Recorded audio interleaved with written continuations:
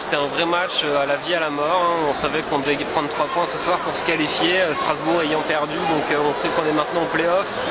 Je pense que les gars ont fait le taf, on a fait un très bon deuxième tiers-temps. On a montré qu'on était là, on était solide. Après voilà, on sait d'où on vient, on sait qu'on a une saison très difficile. Maintenant c'est une nouvelle saison qui commence, donc c'est là où ça commence à devenir un petit peu excitant. On y va sur la pointe des pieds, on est 8e, on sera à 7 ou 8, on va jouer le premier ou le deuxième. On sait qu'on on n'aura pas la faveur des pronostics, mais voilà, on a la chance d'avoir un public formidable derrière nous. Donc là, c'est enfin une nouvelle saison qui commence parce que ça a été vraiment long pour tout le monde, les joueurs, le public, les sponsors et tout ça. Donc là, on avait hâte d'enfin avoir cette qualification. On y est, donc on va y aller vraiment les armes à la main, puis on va tout donner pour arriver à faire quelque chose. Il n'y a pas d'euphorie, mais on sent beaucoup de soulagement. Ouais, c'est exactement ça, ouais. Il n'y a pas d'euphorie, mais effectivement, comme tu dis, tu vois, on est soulagé parce qu'on a pu imaginer peut-être jouer la relégation et la relégation dans le hockey, ça fait pas rêver, hein, ça fait même pas bander du tout. Donc là, on va aller jouer les playoffs pour la 10e année de suite quasiment. Donc on sera là en playoff. Maintenant, voilà, on va tomber sur un gros morceau. Puis tu vois, j'ai envie de te dire qu'on joue toujours mieux contre les gros morceaux. Donc là, ce qui est cool, c'est qu'il y a le soulagement d'être qualifié, donc l'équipe, elle va tourner parce qu'on n'a plus cette pression d'être ou pas être en play-off. Et puis voilà, on va jouer peu importe, Rouen, Gap, Grenoble, finalement on s'en fout. L'idée, c'est, nous, notre principal ennemi cette année, ça a été notre équipe à nous. On a vu qu'on s'est souvent mis en difficulté nous-mêmes. Donc on va pas s'enflammer, on va aborder la fin de semaine tranquillement. On va aller jouer à Grenoble un dernier match de saison pour bien préparer les play-offs. Et puis voilà, charge à nous de faire les choses correctement pour chercher quelque chose. Moi j'y crois, même si tout le monde me prend pour un fou. Je crois qu'on a une équipe qui est capable de faire quelque chose. Juste aux gars de faire tourner cette équipe et puis on verra bien. Dans tous les cas, on saute au premier tour, puis si on passe, c'est ça qui est beau dans le hockey aussi, hein. Un petit mot sur Kevin Veilleux, l'aventure est terminée par rapport à sa suspension.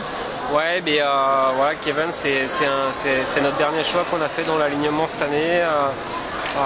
C'est un gars que j'apprécie beaucoup parce que c'est une bonne personne, etc.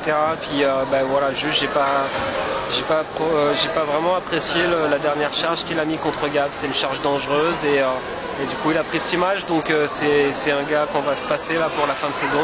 On va finir avec les gars qu'on a sous la main là, puis Kevin il va repartir au Canada avec tout le respect que j'ai pour lui. Mais là on a besoin d'avoir des gars solides, puis j'aimais pas l'image qu'on donnait avec ce genre de charge. Donc voilà. Kevin, c'était un passage de 2 mois chez nous, j'ai pas de mot négatif à dire sur lui, mais voilà, il fait pas partie du feeling sur les playoffs, on va dire. Sur ce premier tiers, Épinal dominait et a été mené au score.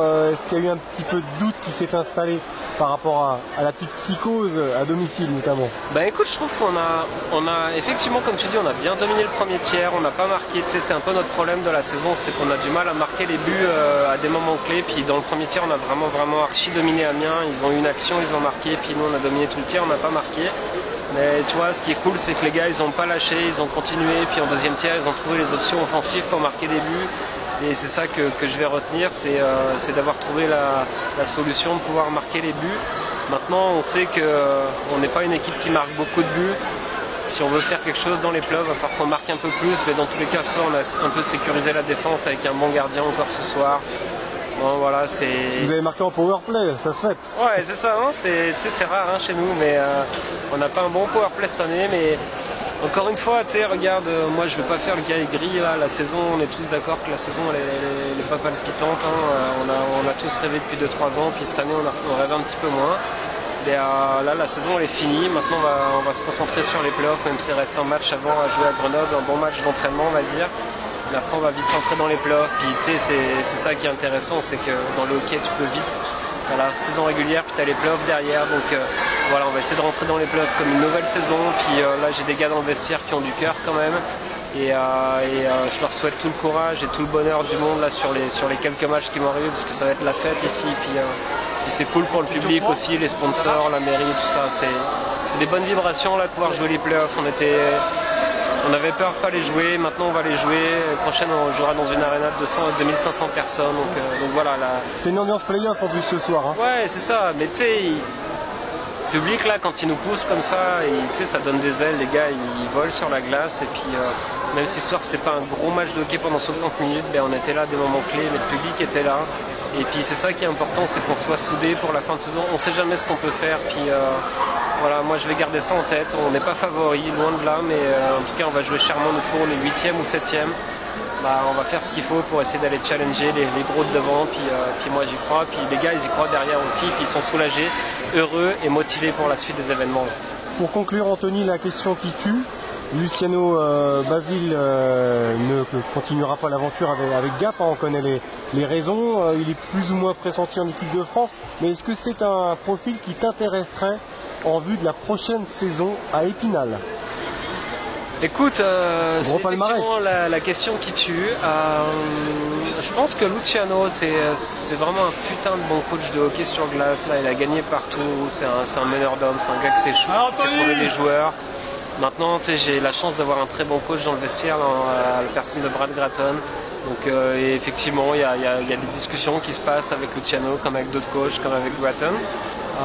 On verra bien. En tout cas, je sais qu'il n'y a pas beaucoup d'options en France pour un coach, hein, puisqu'il n'y a que Amiens et nous qui avons pas signé notre nouveau coach. Donc, voilà. C'est un coach exigeant, Basile, quand même. Ouais, mais je pense qu'il aurait du fun chez nous.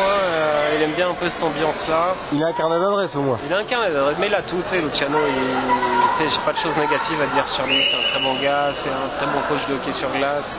S'il est chez nous, tant mieux. Si c'est Gratton, tant mieux. On a la chance de répondre à vos ambitions, quoi. Et à ceux de, à ceux de Romain notamment. Ouais, c'est ça. Non, mais tu sais, forcément, Luciano ici, ça serait une bonne chose. Maintenant, voilà, là, on va déjà tous finir notre saison. Gap avec Luciano, nous avec Gratton. Est-ce que ça t'étonne que Gap soit en position financière très critique alors que c'est un club multititré? C'est difficile. C'est en lien avec la question qui tue, ça.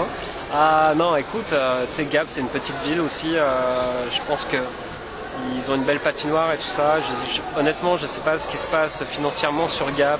Je pense que c'est important que Gap reste dans la Ligue Magnus parce que c'est une belle ville de hockey. C'est une ville qui a de la passion autour du hockey. Donc j'espère que ça va fonctionner pour eux.